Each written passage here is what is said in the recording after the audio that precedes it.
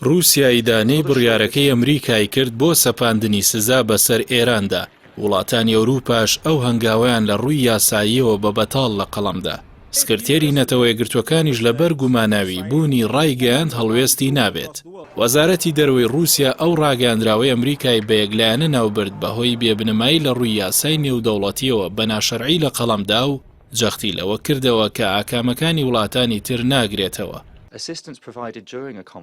لای خۆشیەوە دیمیتری بۆلیانسکی جێگری نوێنەری رووسیا لە نەتەوە یەکگرتوەکان ڕایگەاند زۆر بە ئازارە دەوڵەتێکی گەورە بەو شێوەیە بێڕێزی بەخۆی دەکات و ڕێگەی ملهوڕی لە بەرامبەر ئەندامانی تری ئەنجومەنی ئاسایش دەگرێتە بەر.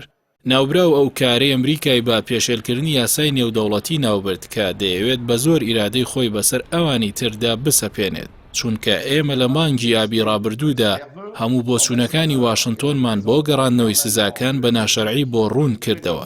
ئایا ئەو وڵاتە کەڕە و نابیستێت؟ وەزیری دەرەوەی ئەمریکا مایک پۆمپیۆ لە دوای ڕاگەاندنەوەی سزاکان لەلایەن وڵاتەکەیەوە ڕایگەاند ئەگەر وڵاتانی ئەندامینەتەوە یەکگرتوەکان سەرکەوتوو نەبن لە هەڵسان بە ئەرکی سەرشانیان بۆ جێبەجێکردنی سزاکان، ئەوە وڵاتەکەی ئامادەیە بۆ بەکارهێنانی دەسەڵاتە ناوخۆیەکانی بۆ گرتنەبەری هەڵوێست بەرامبەر ئەو شکستانە. لە بەرامبەر خواستەکانی ئەمریکادا بۆ سەپاندنەوەی سزاکانی سەر ئێران، سیانزان دامێنجومەنی ئاسایش و ئەو خواستەی ئەمریکایان بە بێبنەما لە قەڵەمدا، چونکە ئەو وڵاتە لە ساڵی 2018دا با بڕیاری دۆناڵد ترامپ لەو ڕێکەوتنە پاشەکشەی کرد و سزاکانی بە یەکلایەنە بەسەر تاراندا سەپاندەوە. بۆیە وەکو ئەندامێکی پابەند با ڕێکەوتنەکەەوە پێگەی یاسایی خۆی نەپاراستووە تا ئێستا بتوانێت لەو پێگەیەوە داوای سەپاندنەوەی سزاکان بکات. وەزیری دەرەوەی کۆماری ئیسلامی ئێران محەممەد جەواد زەریف لەبارەی بڕیارەکەی ئەمریکاوە ڕایگەاند ئەوە تەنیا بەشێکە لە کەمپینی هەڵبژاردننی سەرۆکایەتی ترامپ و هیچ کاریگەریەکی ڕاستەقینەی نابێت. لەو بارەیەوە وتی ئەمریکا وەکو شەقاوە ڕەفتار دەکات بۆ سەپاندنەوەی سزاکان. پێویستە کۆمەڵی نێودەوڵەتی بڕیار بدات کە چۆن ڕوبەڕووی ئەو شەقاوەیە دەبێتەوە.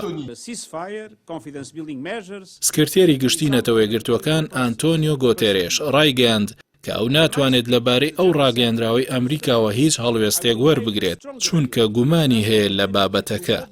وەکو نەریتی نەتەوە یەکگرتوەکان بەرپرسانی یارمەتی کارگێڕی و هونەری ئەنجومەنی ئاسایش دەدەن بۆ جێبەجێکردنی سزاکانی.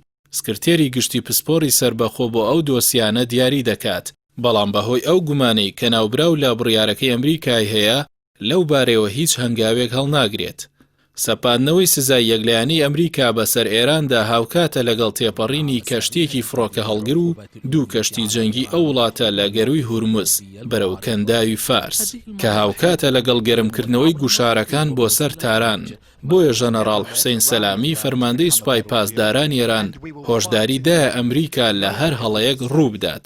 لەو بارێشەوە گەورەی توێژەرانی ئەنجومەنی ئەمریکا بۆ سیاسەتی دەرەوە جیمز ڕۆبنز بڕوای وایە ئێستا هیچ لە بەرژەوەندی سەرۆکی ئەمریکا دۆناڵد ترامپدا نییە جەنگی سەربازی لەگەڵ ئێران هەڵبگیرسێنێت، با تایبەتی لە بەردەمی هەڵبژاردنێکی نزیکدایە کە ئەو بانگەشەی ئەوە دەکات توانیوێتی جەنگ لە ئەمریکا دوور بخاتەوە و سەربازەکانی بۆ خاکی وڵات بگێڕێتەوە.